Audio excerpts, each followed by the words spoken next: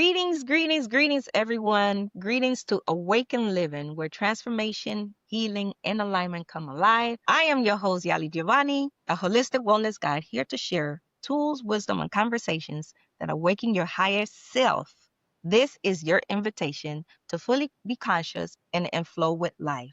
Today, we have an amazing guest, Eva Garro, and she'll be sharing with us everything about fertility, cycles and periods, and the difference between it and how we align with the cycle of nature.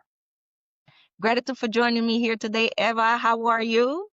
Hello, Yali. I'm good. Thank you. Happy to be here, sharing space with you one more time. Awesome. Yes, Eva, when I had a yoga studio back in Fort Lauderdale, Florida, Eva came and she shared some amazing gems with us. We were so surprised. We learned so much that day. It blew our mind. Even the men were asking Oh, questions like, yeah. what? That was amazing. Gratitude. I appreciate that. So, would you like Yeah. to share a little bit about who you are and what you do and your business with us? Yes, I'm a menstrual educator and counselor, and I'm certified in natural family planning or fertility awareness-based method, specifically the Sympto-Thermal Method, which is basically reading the signs that your body naturally has and being able to understand that language and then use it to according to your intention of family planning. If it's either avoiding pregnancy, it has a 99.6% effectiveness to avoid. And then if you want to achieve, it helps you as well to be able to pinpoint your fertile window and achieve more fast or faster, I would say. And I am also a consultant at Mira's, which is an hormonal at-home hormonal monitor that measures your hormones, your reproductive hormones. It's been also a great journey there. And I give, personal consultancy about the menstrual cycles. And I also study Ayurveda at the moment. And it's been, a lifestyle as well the last few years. So yeah, just a little bit of what I do. And I'm from Mexico, but I live in Miami. Awesome. Latina. When we were once at the hosting the workshop at the studio, there was something out of the many things that you spoke and shared with us. We learned that day that there was a difference between cycles and period. So would you like to share that again with us and share exactly what's the difference? Because I think that's important for us to know, especially us as women, and sharing that information with our teenagers so that they can understand that also. I think it's one of the questions that I get the most, or that Mhm. people get the more surprised when we use the language as we hear it and repeat it, but we don't Yeah. really stop and think about it. So I think this is a concept that is like inside that, which is a cycle and a period. So if you think about the foundation of the actual word, period is like a shorter amount of time. So it would be your period would be really the days that you're bleeding or menstruating, because then also there are bleeding that's not menstruation necessarily. We can talk about Okay. that too. There are different types of bleeding, which not everything is a menstruation per se. You have this period where you have those, let's say the normal thing would be between 4 and 7 days of bleeding, and that's a period. But then you have the cycle, right? Cycle is a whole thing. So it's from period to period. So it's like when the snake bites its tail, right? It's like Mhm. coming back to that cycle. So it's going through all of the phases, which some people, use two phases, which is the follicular and the luteal phase, or you can see it in four, where you have the menstrual phase, the pre-ovulatory phase, the ovulatory phase, and then the post-ovulatory phase. So you can divide it, there are different ways. That's the cycle. So the whole thing, all of the phases, and then from the start of the menstruation to the start of the next. Very interesting. We've been using the word incorrectly or perhaps interchangeably because I've Sometimes, said, yeah. oh, I'm on my cycle, and hmm it's really not You're my cycle. always on your cycle because it just Right, starts again and it's going and going. So you're really always on your cycle if you think about it that way. right. Okay, gratitude for clarifying that and for Yeah. sharing that with us.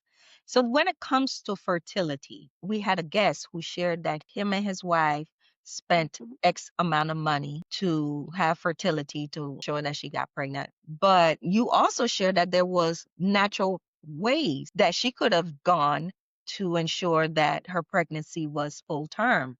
Could you Mhm. share a little bit more about that with us? The symptothermal method, which is the one that I mentioned during the introduction, it's a natural method inside the family of natural family planning methods. which Mm-hmm. is more in the religious way. That's how they call them. But then outside of that, they would be called fertility awareness based methods. So as the name suggests, it's based on observation.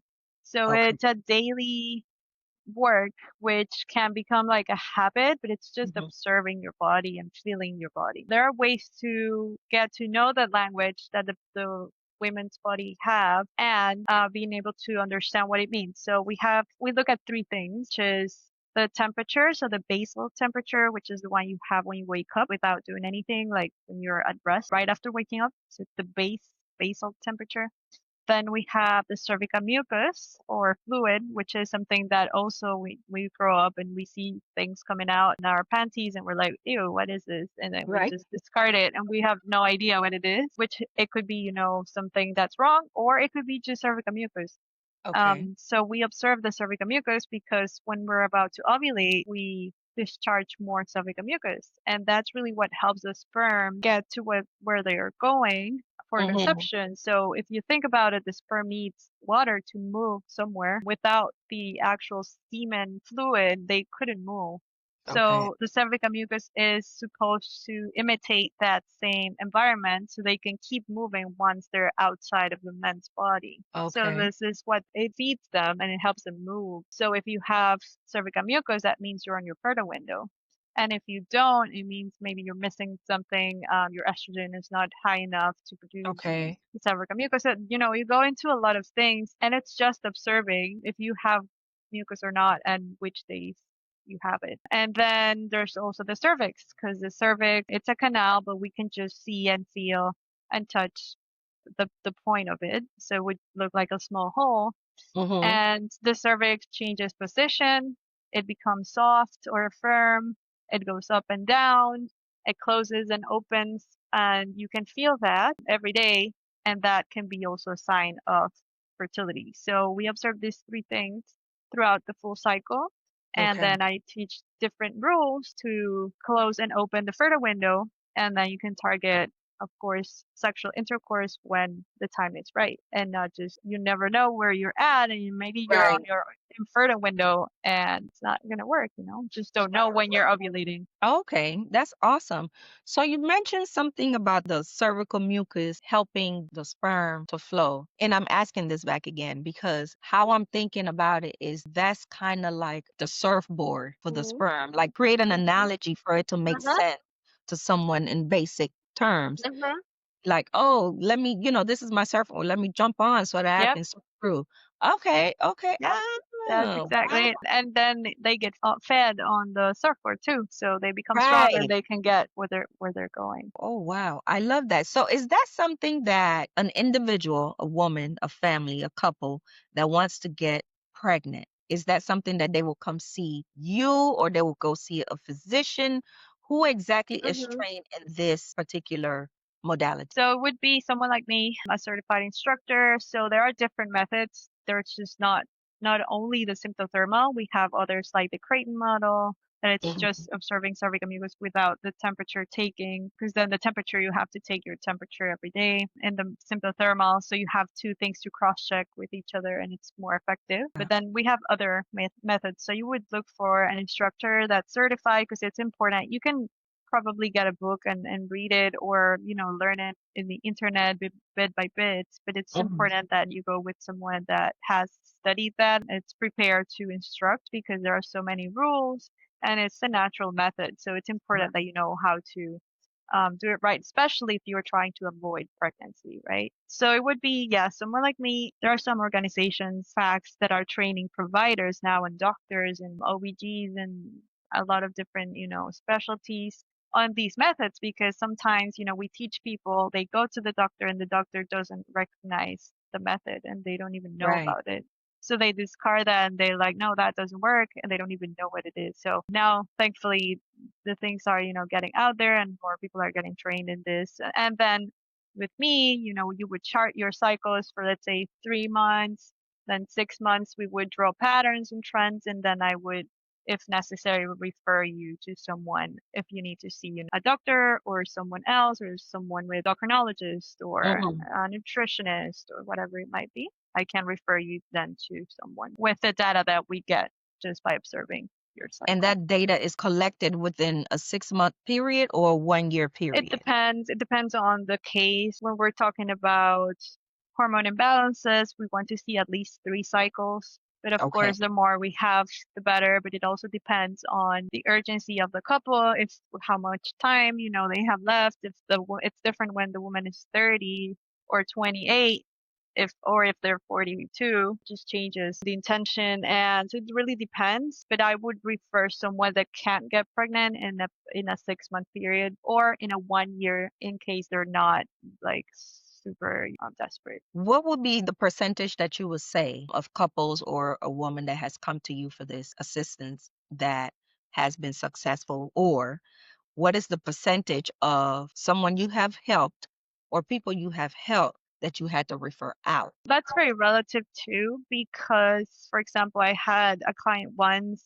She loved the method. She loved because this method is beyond just fertility, right? It's to get to know Right. your body and to know if you're Absolutely. healthy. Because cervical mucus, for example, it's a sign of fertility, but fertility is a sign of health, even if you Right. don't want to have babies.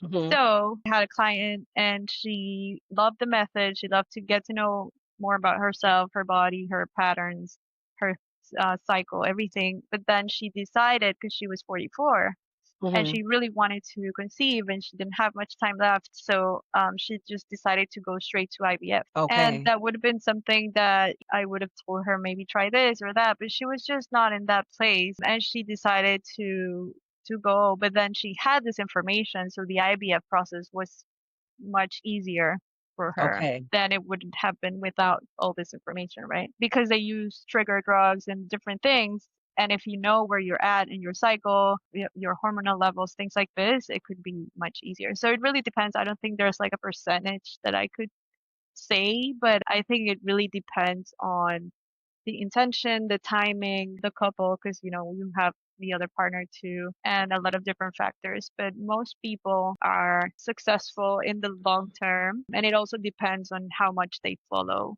the method, because it's a method. So you have to do Yeah. things, you have to actively do things for it to work. So it's not for everybody. They're just happy to learn it, but then sometimes they just stop doing it. So it's not for Right. everyone. Because we're so conditioned to microwave Hmm. Yep. that we no longer enjoy the process. And I've been guilty of that. No longer enjoy the process or know to enjoy the process of what it takes to get to your ultimate Hmm. result. With my last daughter, she's now 19. We went the IVF route, even though I already had 2 children, but we didn't fully do IVF because what Hmm. happened was we found out that my ovaries, I think it was my ovaries or my fallopian tubes, I cannot remember, but one of them were blocked. So the minute they did a procedure, I was fertile back again because I used to be super fertile. But once he did that procedure, I think it was a flush, is what they called it. Once they Hmm. did the flush, I was able to get pregnant right away. I conceived almost immediately. It could be, for instance, with that young lady, it could be she didn't have the patience and or the flush. I don't know how that correlates with the system, but from my experience, I wish I had known about it back then. To even try it myself and give myself the opportunity, right? But we knew about IVF and that was the route we went. And, got pregnant right away. But I'm glad that this modality is available to folks because everybody don't like going the medical route. And I think us being in tune with our body is important because you did share at one time is that our body is like the season, winter, fall, spring, summer. Totally true. And the body's just, if you see health or your own cycles as Mhm. the seasons in nature, that's what Ayurveda is all about. Getting in tune with those cycles of the external world and recognize them in your internal world, right? So for Yeah. women, especially women that we have 1 month long cycles, just as the moon, and then we can talk about that too. It's when you are fertile, it could be like the spring, the summer, when everything's green, flowers are blooming and all this. So you can really like easily relate that with your fertility and your menstrual cycle. And Yeah. then, for example, when you're bleeding, when you're in this phase of menstruation, it's like the winter, it's all like dry and there's like really not much growing. It's everything's like shedding and Or it could be some people call it the fall. So it really, again, it depends on where you read it and Right. how you can understand it. It's not that it's this and that. Some people call it the fall because everything's like shedding. Some people call it the winter. We can relate the seasons with our own seasons. We should respect that and honor that and live according to that, and not just like every day is the same. The energies around us don't change. Everything's go go go, and then it's like no, the actual energy available is different every season. So if Absolutely. you learn to work with that, everything becomes much easier, I feel like. That's true. Because even with my own experience with the cycle and the period, in the beginning stages of the period, I'm feeling gloomy, I'm feeling sad. It doesn't matter Mhm. what I try to do because, of course, we know it's hormonal as well, right? But it's like I try to fight it and I can't, so I just lay down. Like, this is my time to rest. And sometimes it's difficult for me because I am an overachiever.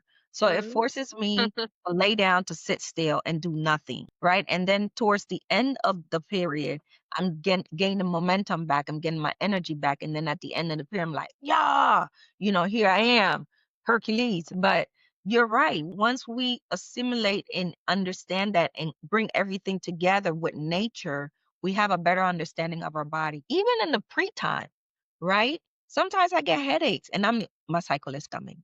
Or, I have a taste in my mouth. My cycle is coming because I'm paying attention. I'm aware, so I'm acknowledging when I'm seeing the symptoms, feeling the symptoms and all of that good stuff. But it's important. Ever since you did that workshop at the studio, I've been more aware and keeping track. Like I keep track on my phone and the calendar, and I always go back to see how I was feeling the week before, the week off, and the week after because I'm realizing that there's different things that I need to do based on how I'm feeling. Like if I'm getting a headache before my period, what I will do is push more vegetables like beets, or I will juice, or I will eat smoothies more so than anything else because I already know I'm coming in with an imbalance. So I have to keep my balance and bring it back up so that I'm not feeling too much pain or I'm not down too long during the period. For anyone as such as myself that would like to seek more information and training on the modality, the symptotherapy, is that something that we can do or you have to have a specific background to receive this type of training? No, everybody can get certified too. You will need to learn for sure, the basics of anatomy and physiology and how the cycle works, but you Mm. don't need previous